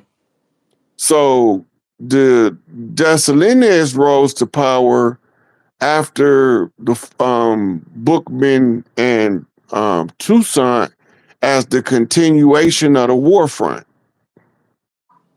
Now, Barbecue, as a child of Dessalines, is finally forcing the colonial system to exit their homeland so that they can live in harmony and peace again. Okay. The sweet water flows again because the canal now is running. Okay. So before they can prepare for the descendants of Haiti to return home in a family celebration, he had to first close the colonial governments and run them off the land. That's his job. Appointed to him by the divine spirits, or what we call the seven African powers. You cannot stop him from doing what he's doing because the spirit of Haiti itself is guiding his footsteps. The only thing that the imposters and the enemies can do is give the wrong impression to the public about his works and accuse him of the atrocities that they was doing. Right. Yeah, you So know. when they say he a cannibal, that's because they was eating Haitian babies and adrenochrome rituals, and he want them gone. Mm, Right? right. And when they say that he was breaking the prisoners out, it's because they didn't have due process in Haiti. They was arbitrarily locked up in the attempt to keep the tribe subjugated. So Yep. they went and got their brothers. The same way we gonna be doing here shortly when we roll our sleeves up for the dirty work. Yeah. Yeah. 90%, 95% to 99% of the prisoners would never go back if the community had a homecoming ritual celebration and plan to receive them back into the community as productive members of the community. We used to do that as the tribal circle. So when Mama Bear say, love them back into the circle, is finding a place in the community for them to be the most productive so they can experience a deep pride of self that will eliminate the criminal element that the social structure has instilled in them. Right. It's the clash of cultures. Are we going to go back to our ways and heal the youth? Or are we going to continue with the ways of the colonizer and exploiting our own youth? Oh yeah. It's definitely time for healing. It's definitely time for healing and building, bro.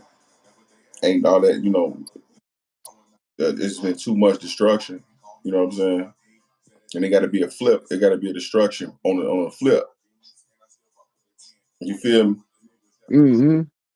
But I'm gonna go ahead and wrap it up in a minute. I'm gonna go let you hear a couple joints from me, man. I gotta run on my boy, man. He getting ready to go back to Texas.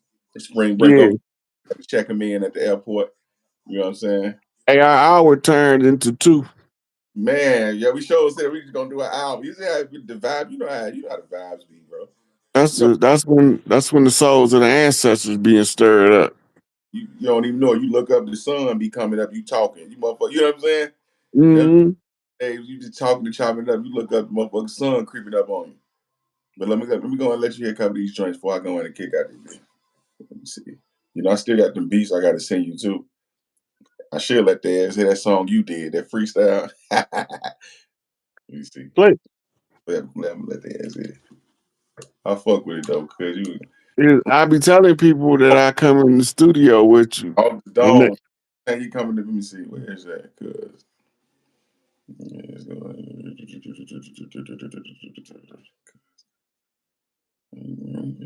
What the fuck is it? Cause it should be on that. Cause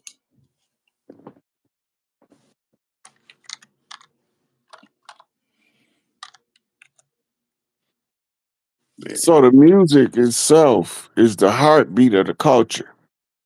By being able to listen to the music and interpret the culture allows you to see the social issues that's not being addressed by the politicians and standard political means. That means that each one of the artists end up being the reporter of the local community they represent. yeah. Some kind of protection shit. There you go. Dig. I made that beat too, so I don't think they ready.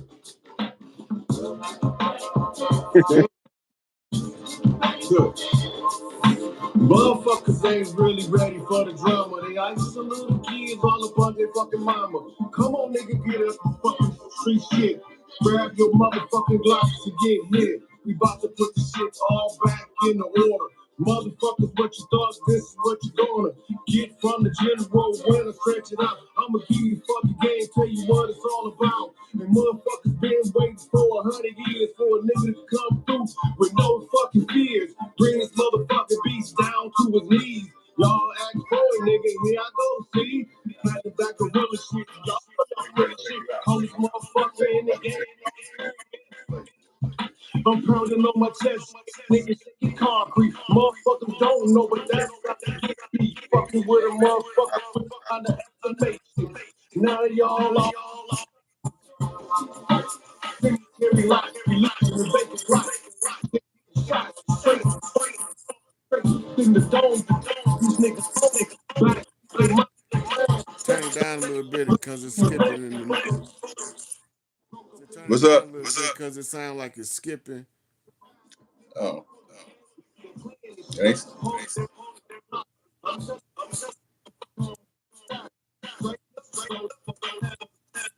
You hear? It's going in and out. That's YouTube on push.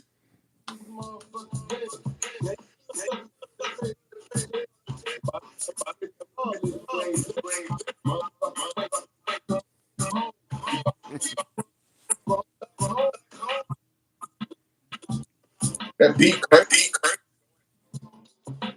It's going in and out on the on my side. But we play something else.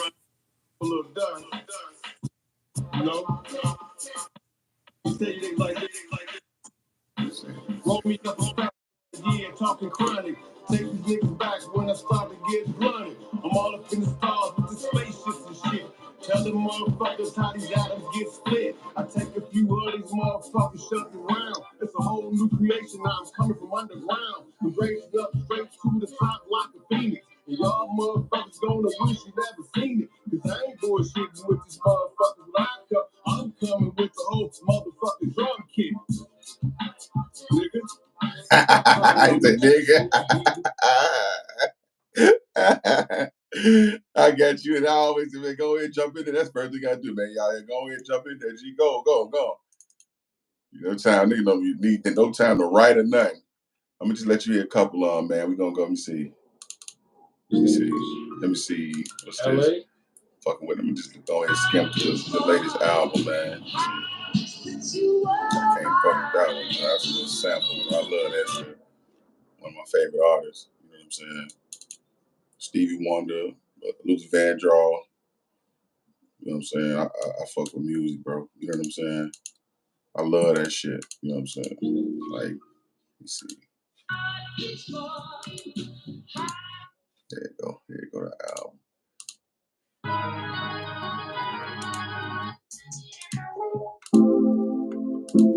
Sitting on the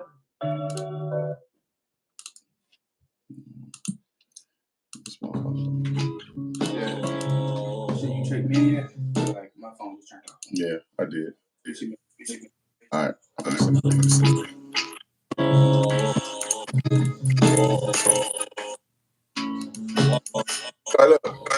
Go ahead and get out of here. This is Lamou. Yeah.